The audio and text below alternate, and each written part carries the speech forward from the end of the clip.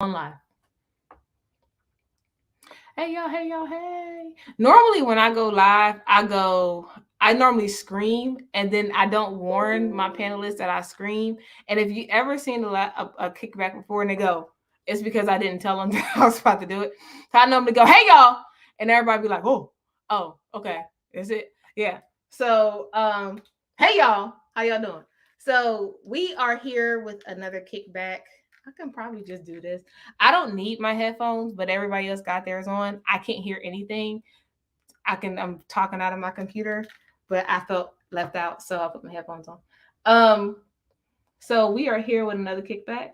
I am going to ask all of my panelists to introduce themselves in a minute. Before I do though, I want to figure out where all of you are popping in from. Let's see. Hey y'all, Zaina. What's up, Ev? Hey Tamara. Tamara catches everything. Let me tell y'all. I don't know about y'all, but Tamara said she gonna be here because she be here. Hey Tamara girl. Hey girl. Hey. Hey Ashley. Ashley comes to everything too. Zaina comes to everything too.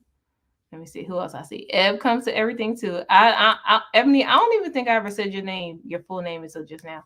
So Ebony comes from everything too. Okay, we got Chicago, Houston, Jersey in the building. Pennsylvania. I almost said Philly because I feel like Philly is the state, Pennsylvania is the city. Go with it, whatever. New York, Atlanta, Ohio, Charlotte is 2 hours from me. Ooh, Toronto. We got somebody from Canada. Dallas, NC, hallelujah, holla back. Okay, hey y'all, hey. Hey y'all, hey y'all, hey. Okay. So we are 2 minutes past time. So I do want to get to these questions and then I want to be able to take any live questions that you all have. So I want to start with Stephanie. Stephanie, please introduce yourself. Hello, I'm super excited to be here. I'm a former Army reservist. I was in the Army Medical Service Corps, 70 Bravo. And while I was serving as a weekend warrior, I started my civilian career in higher education. So, did a lot of student recruitment, student retention, business to business, community relations, all that good stuff. Kind of maxed out and wanted to pivot. So, like a good veteran that's connected, I connected with Hiring Our Heroes, which I think most of us know of, HOH, and did a fellowship program. And that's how I crossed into tech. So, like I said, excited to be here and hope that I add some value to this session for you. As you will, most definitely. Go ahead, Shanante. Hey y'all, I'm Shanante. I'm actually still in the National Guard. I'm in the Air Force as an intel officer. I've been in for 7 years. I have only been doing sourcing now for a little over a year, so it's been great with my company. They've been working with me, which is wonderful. I'm excited to do this. I've been wanting to attend this for a while and be a panelist. I love it. Shout out to you. Sir, last but certainly not least, my NC sister, my cousin. Go ahead, Casman. Hey, you guys. So, my name is Casman. I am a healthcare recruiter. As many would say, health recruiting kind of fell in my lap, but I started off working in the emergency department as a patient access specialist. So, pretty much like getting the insurance, making sure the patients are all set before they see the physician. I knew HR was something I wanted to get into, finally had the opportunity, and now I'm here. So I'm super excited and ready to chat with you guys. I legit don't think any of us sought out recruitment or talent acquisition in some way. I kind of think it just, unless y'all did, because I know it just kind of fell into it. But it's actually something. It's a really cool profession to fall into because when you see a person's life change right before your eyes and you make like that offer and they go, and you can just see it, it is the most like humbling slash rewarding thing in the world. So as my panelists are talking, all of you, I want you all to be aware that I will be posting their LinkedIn links in the chat. So please connect with them as they are talking. Please blow up their inboxes, but also give them some time to respond, please, because I'm sure all of us have an influx of candidates and positions that we're working with based on the current market. So Just give them some grace to and some time to respond so that they can not only respond to you accordingly, but give you the best service level that they know how to based on their bandwidth that they have. So Casman, I'm coming to you first. If you tailor your resume and cover letter to the job description to get attention of recruiters and hiring managers, but get an automated response, what can be done differently? Why is it even happening? So I want to touch on that. So far as the automated response, I'm taking it two ways. Is it, due to the fact that um, it's the generic thank you for applying to this position type of response, or I know for like certain positions, they require certain certifications that you may have. If you're answering the screening question and for an example, if you applying to a certified nurse assistant position and you don't have a CNA license, and in that screening question it asks you, do you have it, and you say no, automatically the system is going to reject your application. So I would just say focus on the requirements for that job to make sure you align with that. If not, go on to the next position, but 9 times out of 10 it's probably because you don't meet the requirement that they're asking for or looking for. And a lot of times too, that goes to I don't need those. That goes to just understanding that there is not a such thing. I want all of you to get this out your head. There is not a such thing as beating the applicant tracking system or beating the ATS. There is no such thing as beating the ATS. We hear that every single day, mostly all day, and we probably all pull our hair out. I pull half of it out, as you can see. And we all want you to understand that there is no such thing. Okay, let's start there. What Casman said is 100% correct. If you answer a required question and you say no, that is you admitting that you don't meet the minimum qualifications for the role. So that is not you trying to figure out why is the system scanning my resume and I'm getting booted out. If there is a question section and you don't answer it that's favorable to what the hiring manager or the recruiter needs for you to move forward, that means you don't meet the minimum qualifications. So Casman, thank you. Stephanie, I'm coming to you next. If the position is no longer available, why are we still able to apply for it? This can be really frustrating. Oh, I know how frustrating that can be. I like to refer to this as requisition hygiene, right? Kind of like recruiting 101. You got to keep your recs straight, keep them updated, because the hiring process really starts with the rec. And that's sometimes the first thing that candidates are going to see. Sometimes they're still posted out of error. They might just be outdated job listings. They might be cross posted to different hiring sites like Indeed, even on LinkedIn. So again, that goes back to requisition hygiene. So what can candidates do about that, right? I would say check the job posting date, see how long it's actually been listed. Also, see if you can find the recruiter on LinkedIn to connect with and ask, before applying, if you do see that this position's been posted for, a few months. That's definitely something that you can do on your end. I wish I had a better answer for that, but I really think it just comes down to that requisition hygiene. And sometimes, there might even be like a system delay or a technical issue that's tripping up that job posting. So I don't think he meant for me to see this, but it's a no. We're not going to tell you to lie. No. Because if you do, we're going to catch it, especially for those of us who, if you say yes to any of the questions that we set forth on the application, we are still going to vet your resume to see if you meet those minimum qualifications. There are many people who say yes to this, and then I see on their resume that they don't meet the minimum quals, and I disqualify them anyway. So no, we're not telling you to lie at all. We are telling you to make sure that you pay attention to those required questions that are being set forth. Stephanie, you said you wanted to add something. Did you add? Yeah, I did. I wanted to add something on the last question.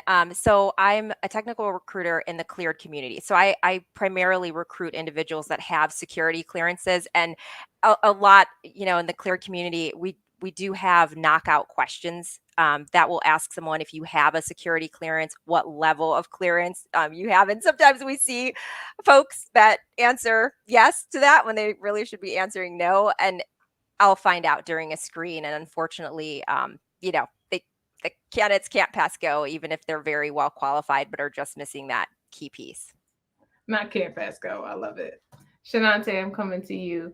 In a recruiter's eyes, does whichever school I go to really matter? Do I have better odds if I have a well-known school on my resume? What are some keywords that recruiters look for? So with the company that I work for, I'm also in the cleared space. I will say that it doesn't really matter so much the school. Now, some hiring managers will be like, oh, they went to my alma mater. Like, that's cool. But I just want to make sure they have a degree from an accredited institution, that they completed the degree and it matches the basic qualifications. As far as keywords, I just try to go straight from the basic quals. Do you have the same thing? If I need a top secret clearance, you have it. Okay, I'll go on. Do you have a bachelor's? Okay, the job requires bachelor's, so on and so forth. So it really just depends on the requisition as far as like keywords. Just make sure that if you're applying for a role, you have all of the basic qualifications. Love it. Thank you. Catherine, I'm coming back to you. Does your application automatically get kicked out if you say you have a disability or choose not to answer? Why is that question there anyway? That's a good one. So no, your application does not automatically get kicked out. It's very important for us to know if you do have a disability. Based on the position you apply for, there are certain requirements for as like if you're able to lift, if you're able to see color. We just want to make sure like you meet all the requirements, so when you go into that job, that you don't have any issues. If you do have a disability, just be open and honest. I mean, there's plenty of positions out here that you can qualify for, so just be honest. At the end of the day, we're going to find out. So yeah, just be honest. Yeah, and I'm sorry, Catherine, I don't know if you said this, but I do want to make clear too that in tech, one of the things that we want to do, and same thing with healthcare and military defense, any industry really, one thing we would want to do is if there are special accommodations that need to be made for you, we want to make sure we honor that. So there are times when like someone may have a disability that goes to anxiety and they may need a little bit more time, or they may have a visual disability or some type of physical disability where a little bit more time needs to be allotted for something that's very hands-on. And if that's the case, we need to know that so we can be able to share that with the hiring team so they understand this is why this candidate may be taking a little bit more time. So it honestly, if we tell you to put the disability on there, it's because we want to make sure we accommodate you so that we don't give you an unfair advantage or a disadvantage into being evaluated for the role. Shanante, coming back to you, what programs are out there to help transitioning military find a job more easily? Okay, so there's a lot. Of course, everybody I feel like knows TAP, Transition Assistance Program. It's pretty much, if I'm not mistaken, it's required for active duty as long as you've done 180 days. I've been told by a lot of military veterans and transitioning service members that it just does not give enough information. There's also Hiring Our Heroes, which Stephanie, I know, mentioned before. It's a great program, has a whole lot of things on their website. I highly recommend looking into it. But most companies now are doing SkillBridge. If you're not familiar with SkillBridge, highly recommend that you look into it. It's a program that's like basically an internship, lasts 180 days, and it allows a military transitioning service member to go in, if they have the similar skill set and get the additional training. And then if they do well enough, most companies are actually offering full-time role right after. It really just depends. Some companies are not doing it, so definitely look into it. If you're applying for it, make sure that you can have a full-time role offered afterwards as long as you meet all of the hiring manager's requirements. But SkillBridge would probably be my number one start. And if you have questions about it, add me on LinkedIn. I will go in depth with you about it. Love it. Thank you. Okay. Stephanie, how do you overcome being a finalist during the interview stage multiple times but not getting the offer? Ooh, I feel this one again. Okay, so first I want to talk about, it can be so disheartening, right, to make it that far and then not end up with an offer multiple times. Just the human side of me wants to say, like, invite your feelings in, sit with it for a minute, and just like take a deep breath, right? But then also you got to reframe your perspective. You're making it that far, right? So I think being very aware of like your internal dialogue, and changing it from, man, I'm just not making it through all the, to all these companies see something in me, right? That's getting further than most. And then seeking feedback. A lot of companies may not give you any feedback, but there might be some that do. You maybe can ask the recruiter, the hiring manager, if there's any areas of improvement that they're willing to share with you. I think always networking, seeking support, definitely focus on that self-care. But then you know you got to sit down and figure out, maybe was there something lacking, right? Do some of that self-reflection, but keep going. Remember, like, not, I can get so fired up about this. I promise I'm gonna be quiet in a second, but a job offer does not determine your worth, right? Um, and same with like a position, and I know that's fine and all, coming from someone like myself who's employed, and doing what I want to do right now. But this isn't all that Stephanie Holman is. Stephanie Holman is, a whole laundry list of other things. So, um, yeah, I would just seek out any resources, anyone that can kind of give you perspective as to what you might be missing, to fill in those gaps. But at the end of the day, there might not be a good reason. It just might not be your time. And that may sound, and for those of you who are feeling a little bit of sensitivity to the phrase of "it may not be your time," for someone who was a candidate for 4 years, it wasn't my time. And part of that is very well because I probably either wasn't applying to the right roles, I wasn't prepared that well, I wasn't, it was a lot of people on the job market at the time when I was on the job market too. So I don't want you all to take what any of us are saying and take that and internally say to yourself, well, they don't know what I'm talking about. We have all looked for a job in a very hard market before. And so I want you all to understand that some of the things that we're getting as recruiters, we understand that it is a remnant of how you feel based on your experiences with either other recruiters or the amount of no's and rejections that you've gotten. However, please understand that there are some of us who are doing our best, almost cursed, who are doing our best to help you as best as possible because we want to see you succeed. And I mean, we give all these tips and tricks and they're all great, but you, at some point, you have to get to a point where you say to yourself and you are very convicted in saying that you are enough before you even get the job, not without a job, but before you get the job, because we all need to be gainfully employed in some way. Casman, last question before we go to the live questions. And y'all put y'all questions in the chat. I did start some of them. So we're going to get to these live questions quickly because the panelists are rolling and I love it. Why do recruiters and hiring managers say we will contact you in 2 weeks? This is a turnoff and another way of saying no. They need to be transparent with the candidate and stop wasting their time.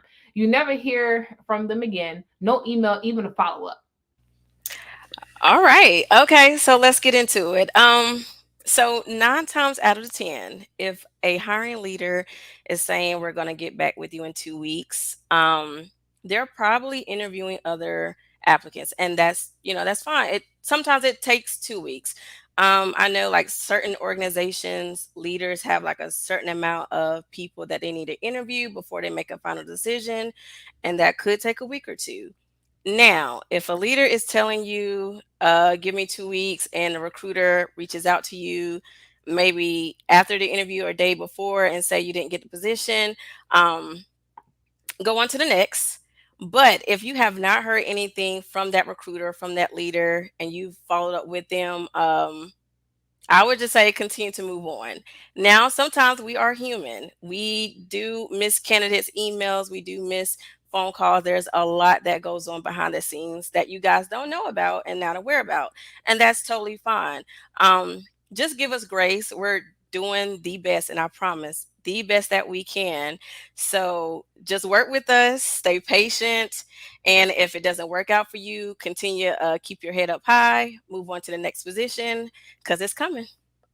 And there are times when we get ghosted by hiring managers too, just to let y'all know. So we don't always have an answer because we also are very much ghosted. So there are times when we are waiting for an update, and the hiring manager might have been pulled into a meeting, or they may be redirected somewhere else, and then they come back to recruitment and say, okay, here's what happened. I'm so sorry. It was delayed, but I'm ready to go now. There are times where we have to wait too. So when you send those, can I get an update emails, and we say we don't have an update, it's because we really don't. Most of the time, we really don't know what to tell you. So we're doing our best, like Casman said, to definitely give you the best candidate experience possible. Again, y'all put your questions in the chat.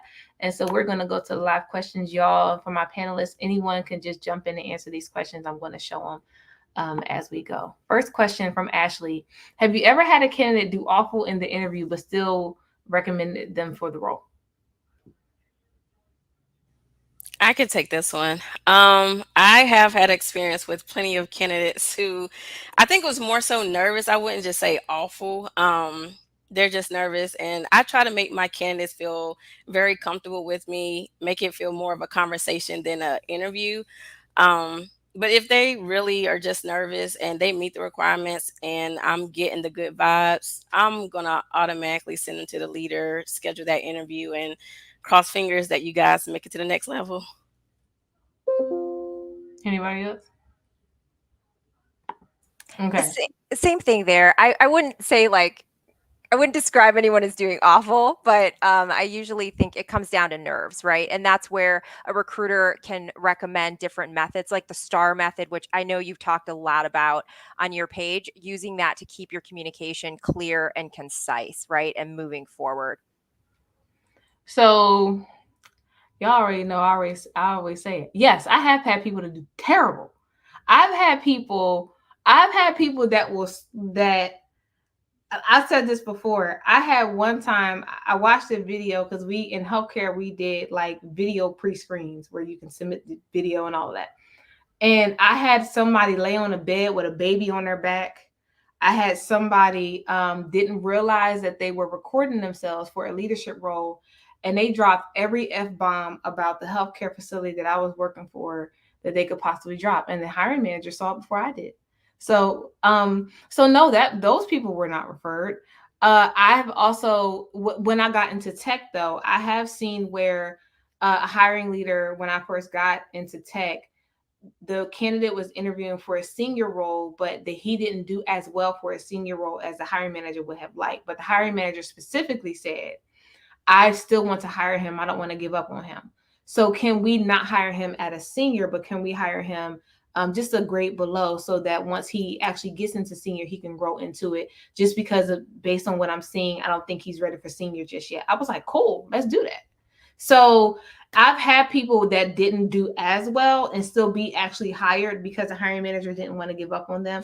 I've also had candidates that I was just like, nope, not doing it, just because they visibly did not do well at all. So I've had both. Okay, next question. What tips do you give someone who's been out of the job search scene for years? What's changed as far as applying and interviewing for jobs? I'll start. So cold applying doesn't work anymore. You can't just sit and apply and then twiddle your thumbs and wait for someone to reach out to you for some type of interview or anything like that. At this point, you have to be in people's spaces. And you have to do that because there is an influx of people on the job market because of so many layoffs. And it's not just tech, it's automotive, it's healthcare, it's all of these different industries that have been laying off. And so in order for you to stand out, there are times when, like for me, I get people all the time that says, I applied to your role, here's the rec number. Can you provide any help in any way? And I'll just ping the recruiter like, hey, so-and-so reached out to me on LinkedIn. Just wanted to give you visibility into this candidate. And it works most of the time. So I would just say you have to be in people's faces. You have to make sure you're networking. Like you hear networking all the time, and we can say it until we blue in the face. Networking is most likely going to be your number one way to get in front of people when other people are not networking like you. Anybody else can take it. I said it all. I guess so. Okay. Okay. Next question. My security people, how do you obtain security clearance? Okay, I guess I could take this one. There's a whole lot of different ways. The main ways that I've been seeing it is people coming from the military, to be honest with you. There are some jobs that you can apply for, and as long as you have U.S. citizenship, the role will say no clearance is required to start. However, you have to be willing to obtain a clearance. So, of course, you have to go through that whole process of filling out paperwork of where all you've lived for the past 10 years, making sure you haven't done things that are just so illegal that it would prevent you from getting a clearance. So if you see a role that says no clearance required to start, just have to have U.S. citizenship and be willing to obtain the clearance, then that would be one of the ways that you could do it. I'm sure Stephanie probably knows of some other ways as well. Yeah, I mean, you covered that quite well. I anticipated this one, so I pulled up a list. So most security clearances, like you said, they're granted through the military or DoD, Department of Homeland Security, Department of Energy, Department of Justice, and some other agencies. But yeah, I know it's tough to find an agency or company that will sponsor you for one. Got it. Okay, next question. What happens when someone says yes to a question when they don't have that requirement, but then they have the experience, like someone not having a degree, but having years of experience, certifications, but lower than a degree? I could take this one too, and I'm sure you guys have follow-ups. If as long as the rec says in lieu of a degree, if you have X amount of years of experience in lieu of the degree, because most of the time it'll start saying bachelor's plus 7 years, master's, or 4 years, or 12 years without the degree. So if you see something like that, that would probably be your avenue. Otherwise, if you don't have the degree, then it's one of those knockout questions, unfortunately.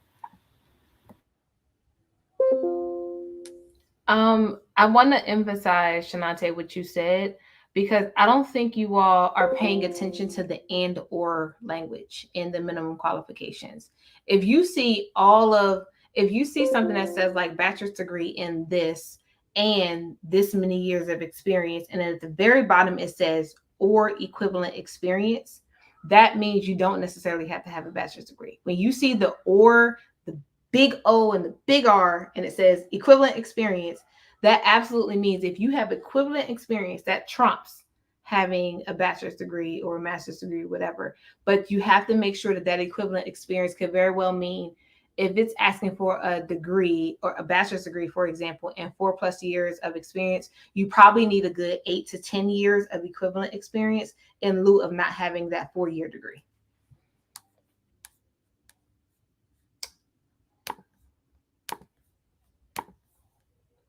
Are there any things we should look for on our resume to distinguish if it's my resume or the job market as to why I'm having a hard time landing a role?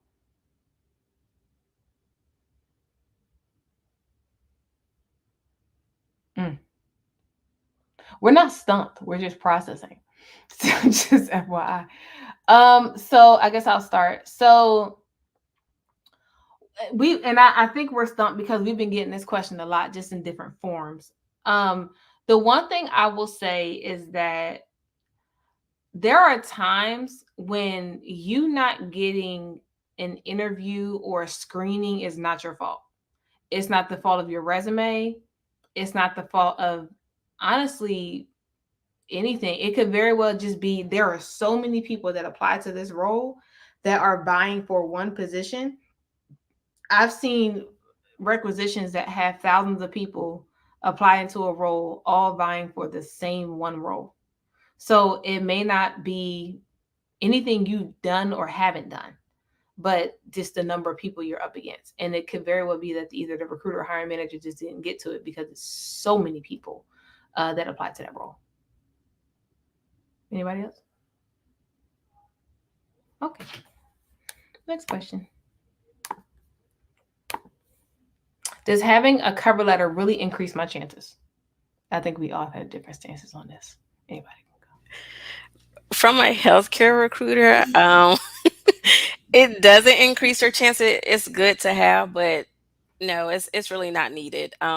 Just make sure your resume is updated and you just meet all the requirements that you're that is needed for that position. But no cover letter is really needed to increase your chance of an interview moving forward.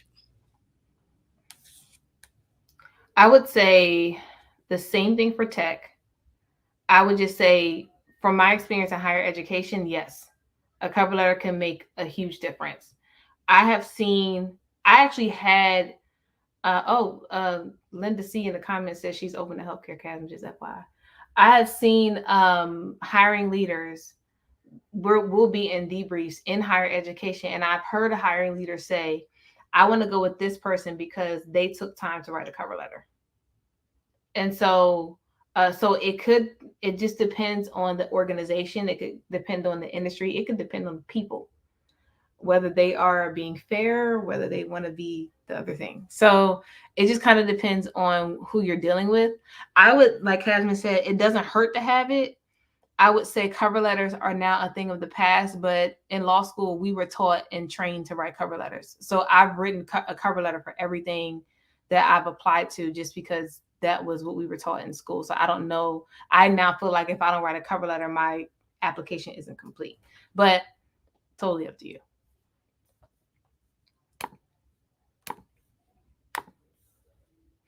Why are these entry-level tech roles? Oh Lord, I got the tech question. Entry-level tech roles requiring a bachelor's degree. This is what I am currently experiencing. I've been on the job hunt now for 3 months. Eb, I'm sorry, dog. I know you've been in my DM too, friend. So, so I don't know, honestly, and that could very well be because that's just it could be a number of things. It could be that this is because laughing at the comments. Sadiqa, you funny. It could very well be because this is what's been set out by the hiring leader. It could be because based on the leveling of the role, seniority or not, that this is the protocol of the company itself. It could be a number of things, but most of the time it hinges upon the hiring manager's preference. So we do our best to influence hiring managers to either require it or not. Same thing with remote or not. They have the option to say whether they want something to be remote. And we try to say, yes, make it remote so that we can have a broader candidate pool versus someone who is just in this particular city. So again, going back to that or language, find some or language in there if you can. But that we don't have as recruiters, we can't answer that because those requirements are at the hiring manager's decision.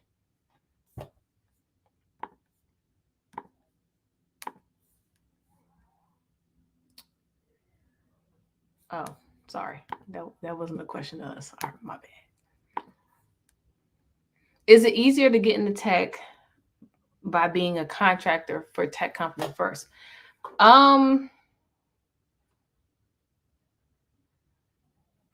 So situational. It's not always going to be the same thing. It's situational. So I say that because I have had many people who are vendors at the current tech company that I'm employed with who have reached out to me for full-time roles that have not been granted full-time roles.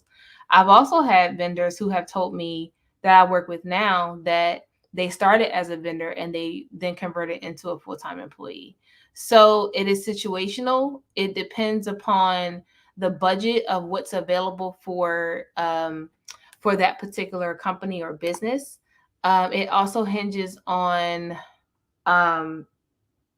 how you interview, how you present yourself. What can give you a leg up, honestly, is because you already have experience with the company and the teams and all of that. That can set you apart. Yeah, I've seen that happen. But becoming an FTE is going to be difficult if there is no budget for it. Anybody else? I feel like I'm talking a lot. Okay.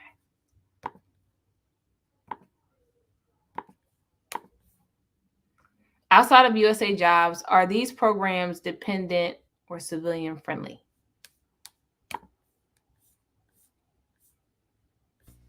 So for mine, it's a nonprofit healthcare organization. So we don't honor do you need visa sponsorship? So no for me.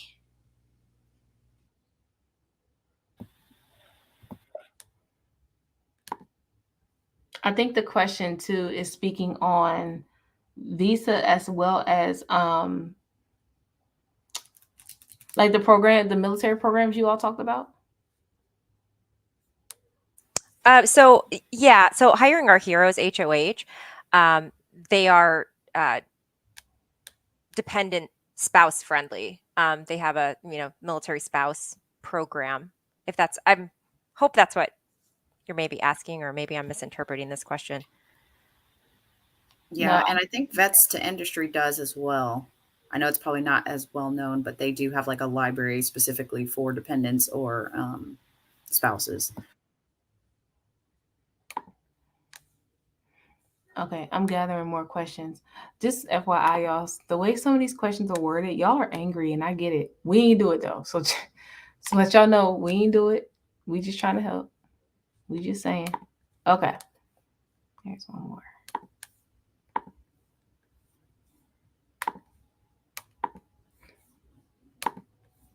What is the best way to get your foot in the door in cybersecurity? I have tech experience, but I want to move into cybersecurity.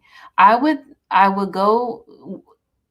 The question back to you is if you're employed right now. If you are, I would search internally for your cybersecurity department. Every department has a tech department, and every tech department has some type of security or cybersecurity specialty within that tech department, because they have to protect and secure the digital products that they have, or patient information or candidate information. Either way, the sites that you all use have to stay secure. I would search internally to understand what they do and see if you can shadow with those departments, and then express your interest. I think the best form of transitioning is searching internally to be able to put that on your resume and then transition out if that's what you choose to do. What are the best entry level positions to begin gaining my experience in human resources? I do not have a degree yet, but I am actively in school completing it. So for me, it really is based on who you know. So I did not have any experience in HR before I got into this position. I honestly just voiced my opinion to my current leader at the time, told her exactly what I want to do in my career. She connected me with leaders in talent acquisition. I was able to shadow. And then from there, I landed and it may be named differently with organization, but onboarding specialist or pre-boarding navigator. So if you can just, connect with people inside of talent acquisition or HR, I would just start there and go from there. Anybody else?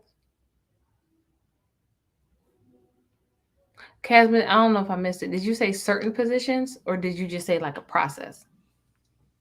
Wait, say it again. To get into HR, did you say certain positions to seek out first, or did you? Yeah, so onboarding specialist, I don't know if it's titled like that every organization, but onboarding specialist or pre-boarding navigator, I would say start there. It's not really a full requirement that you need as far as working in HR, but it'll definitely get your foot into door to whatever your career is as far as wanting to be in HR. Okay, yeah. I just didn't want to. I wanted to make sure I didn't repeat what you said. So, I would also say HR specialist or HR assistant. Especially HR assistant.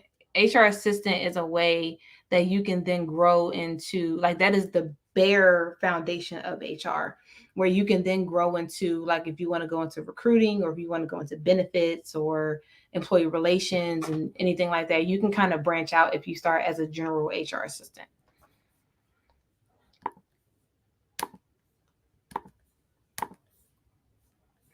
Should a skill or experience listed as preferred be taken as a hard requirement?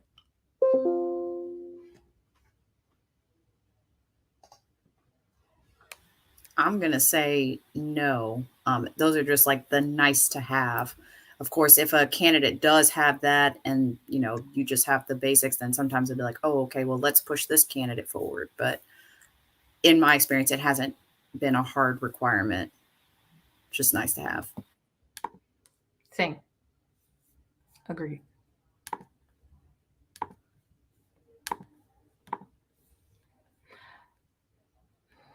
Do recruiters conduct interviews for just numbers? Like they already selected some candidate and still call others for interviews. Is it true? I felt like more of a formality rather than a genuine process. Interview went too well with technical managers and interview panel numbers, but getting rejected is hard. It is difficult. But I am not going to start. Anybody can start. So it depends. So there's a lot of positions out there that's literally the exact same thing for one particular department under one leader. So if that position gets filled and it's the exact same schedule, full-time, part-time, whatever, that's still out there, that's open, we're going to continue to conduct interviews. The leaders are going to continue to conduct interviews, so that they can continue to fill those open positions. So I wouldn't say it's just for numbers. We just have a lot of positions opening, and it may not be for that particular one that you applied for. There are others out there that you can definitely qualify for as well.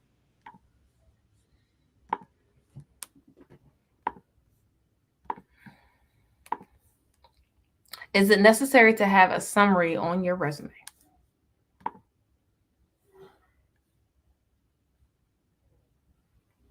Okay, I'll start. So, I'm going to say, in my opinion, yes.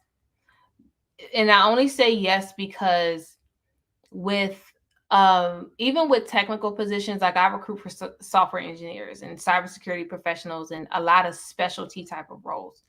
Those roles, I don't think necessarily need a summary because it's so specific that I can tell based on their skill set and what they put in their skill section and then what they listed in their work experience, what they're pretty much looking for, especially if they apply to the role. That's pretty much what they're looking for. If it's something that, like, I think positions in HR should have a summary because HR has different branches of it. Or if it's customer success can fall into so many different industries and so many different situations that I do think a summary would help. It helps the recruiter understand where you're trying to go. And it also helps the hiring manager understand what the objective of your career actually is. The reason for that is because hiring managers, they will think that you're using their position as a stepping stone to go somewhere else or to foot in the door their position so you can get into the company. So if you have a summary to get them to understand before meeting you what it is that you want to do, it helps you be a little bit more specific and kind of catch the eye of the hiring manager. Anybody else can add? Nope, all good. Okay.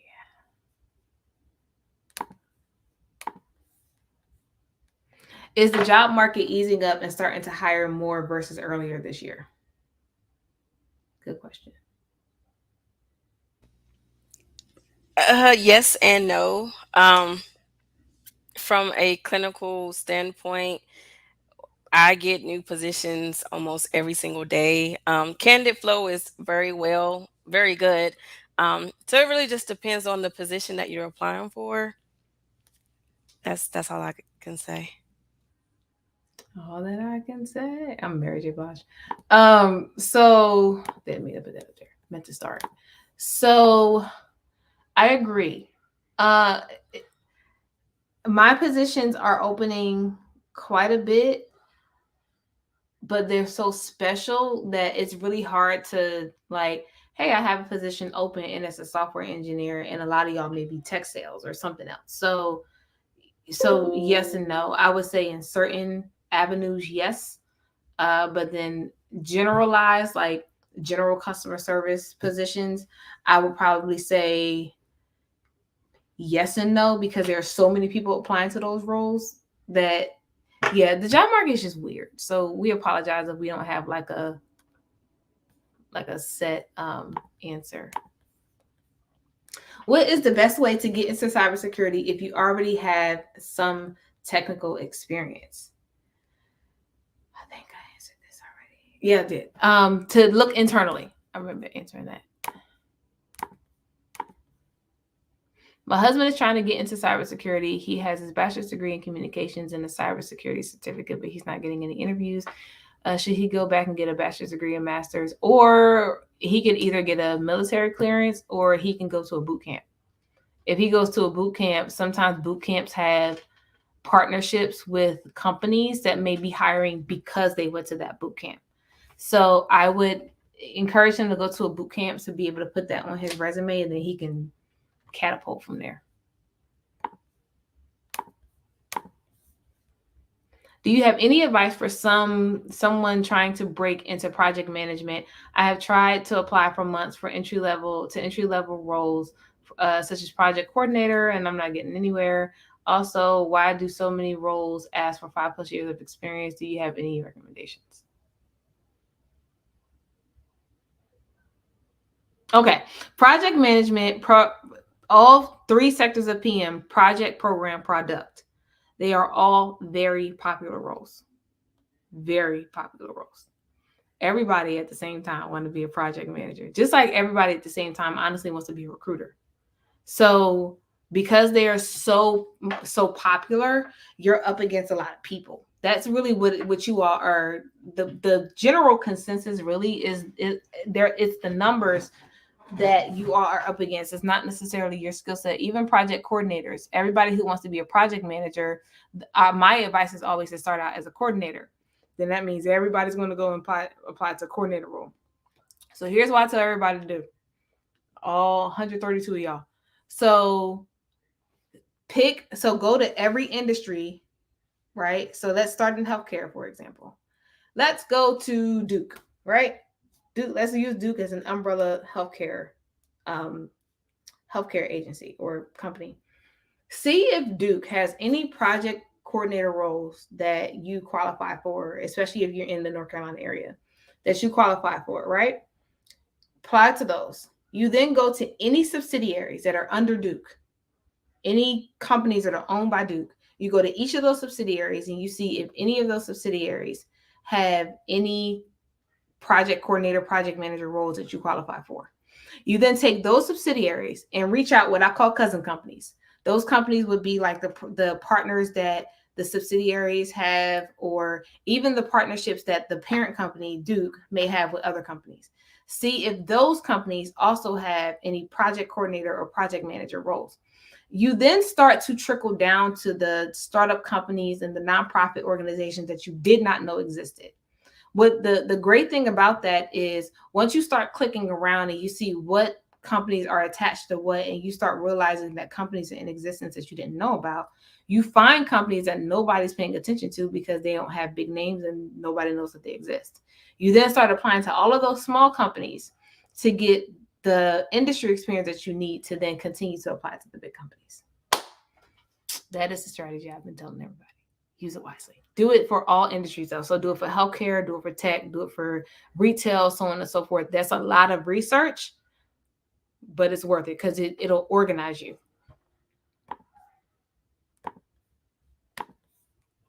In your opinion, what's the hottest tech position right now? Customer success, recruiter, tech sales, cybersecurity, data analysts, business analysts. Am I missing any of them? I think even software engineer, honestly, especially because people may start out as freelance. So yeah, I would say those.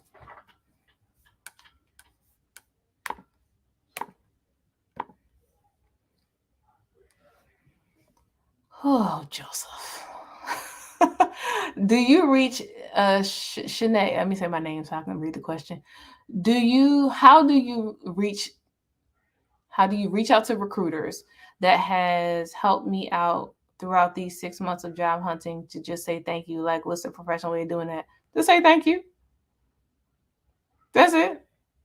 We appreciate a thank you because they come far few in between. So when we get a good thank you, we appreciate a thank you. So it is we take those thank yous because most of the time, when I got into recruiting, my mentor told me, she said, Shanae, understand that you have to have tough skin when you get into recruiting because the recruiters get blamed for everything. So just know that there are going to be times where you're going to be blamed for a lot of stuff that you didn't do. So she warned me in advance, and shit, she was right. So we get blamed for a lot of stuff.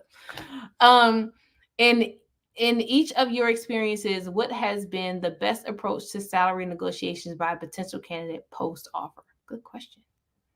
Anybody can start. Stephanie, I ain't heard from you in a minute. I know. I've been just sitting back enjoying this. Know your number. Get comfortable with. You have to talk about money to make money. That is the best advice I can give you. And by knowing your number, what I mean is like research out what the current market value is for these positions, but also think about, if you're having to relocate, right? Like, are you going to ask for possible relocation package if you're having to commute longer than you were before? Like, really kind of think through those nitty gritty pieces that do impact your life. That's my advice. Shanante, I'm making you go. I was going to say, with me being a sourcer, I actually don't have to deal with salary negotiations. I just ask them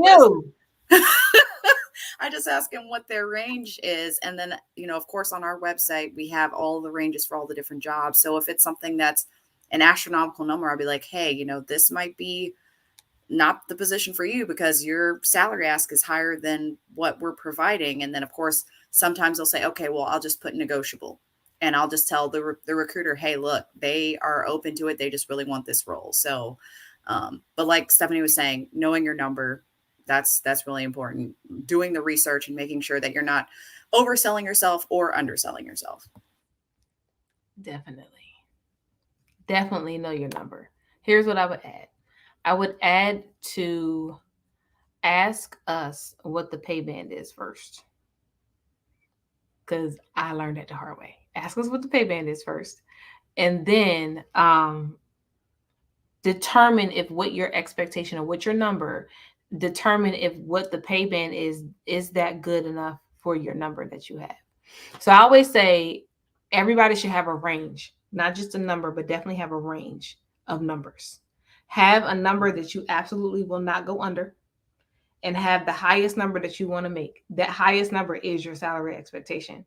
If you have that range and you fall within that range, you can make an educated decision on whether if it falls within my range, great. But if I want my salary expectation and I can get that number, go for that number too. But you 100% want to have a number you will absolutely not go under.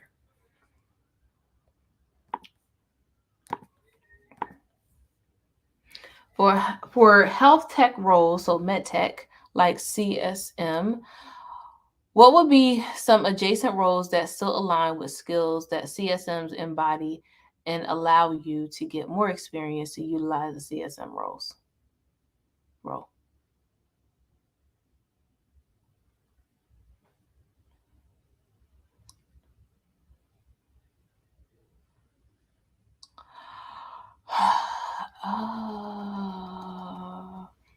Okay, now I'm gonna ask a dumb question. Isn't CSM customer service manager? Customer success manager? Which one? I'm asking because we get a lot of acronyms. So you could be talking about a couple of things. So Tiara, if you're still here, tell me if it's customer service or customer success. I'll come back to it.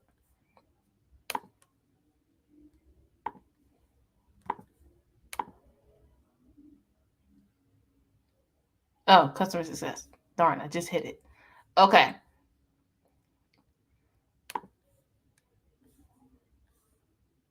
I'll come back to it. If you don't make it past the first or second round of an interview, would it be acceptable to ask the recruiter what the reasons were so I might be able to advance next time? I would say, hold on, let me read it again.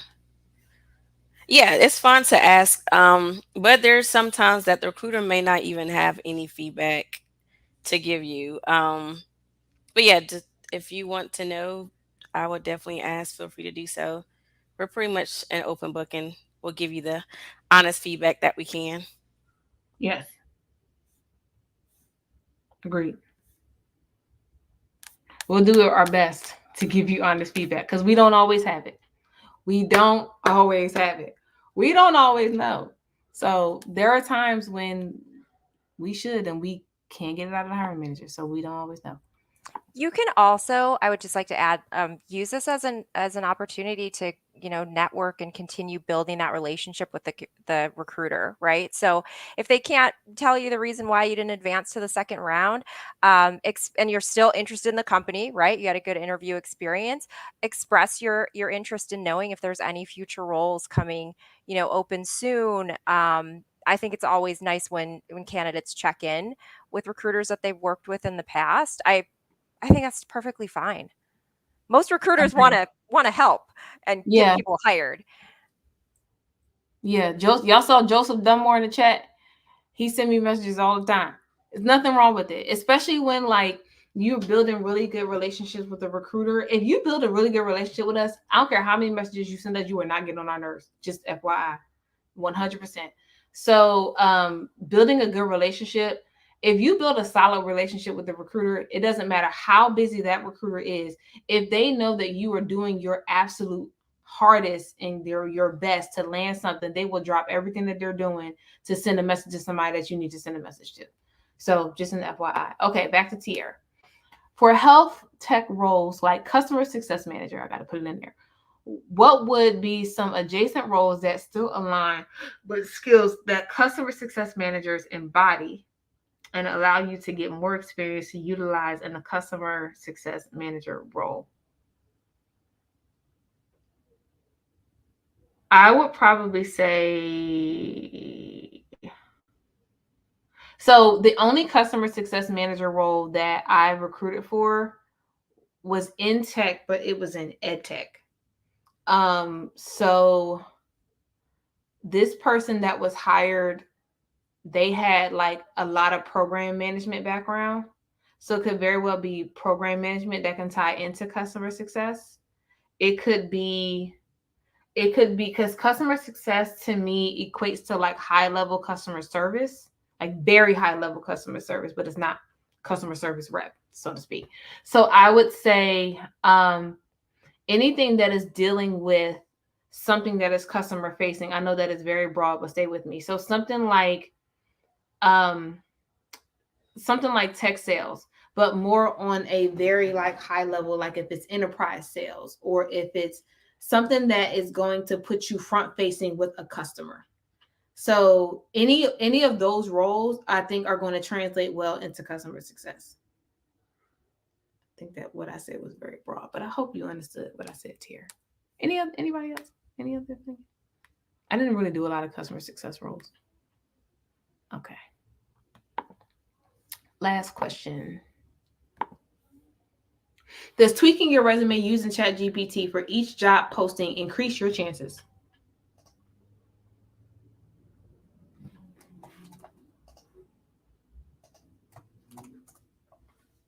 I guess if you just take out the using ChatGPT and just say, I'm tailoring my resume to meet the qualifications and match it with the skill set that I have, then I would say yes.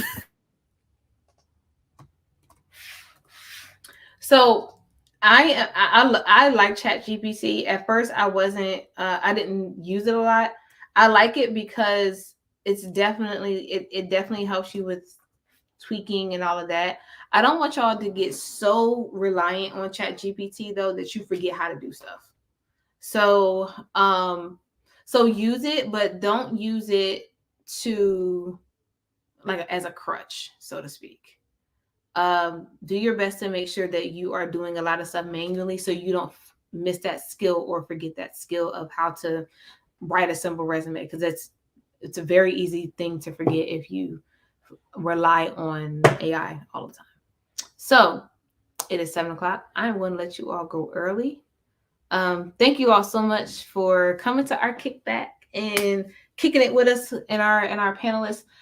For those of you who are still here, I'm putting everyone's link back in the chat. I put it in here a few times, but I will put it back. Casman is in healthcare. Shanante is in military recruiting, right? I'm correct. Defense sector. Yeah. Defense sector, yes. And then Stephanie is in tech. And everybody got experience and everything at this point. So please connect with these young ladies. Please send them DMs, connect with them, chat it up with them, ask them questions. But I'm going to 100% ask you to give them grace, because we have a lot of people. I wish y'all can see my DMs right now. We have a lot of people who are asking us questions, and we're doing our best to get back to you all and stay sane. I feel like my hair is turning on me. So just to let y'all know, we are doing our best to get back with you as much as possible. But please stay connected with these young ladies. I don't know if y'all going to Afrotech, but I'm going to be at Afrotech this year. I'm really excited. I really hope it's fun, because I'm too excited. You know how you get real hype and like your expectation is like, and I'm really hoping me to. I'm pretty sure it will. But yeah, connect with everybody, stay in contact, and I hope y'all have a great evening. Praying for y'all. Have a good one.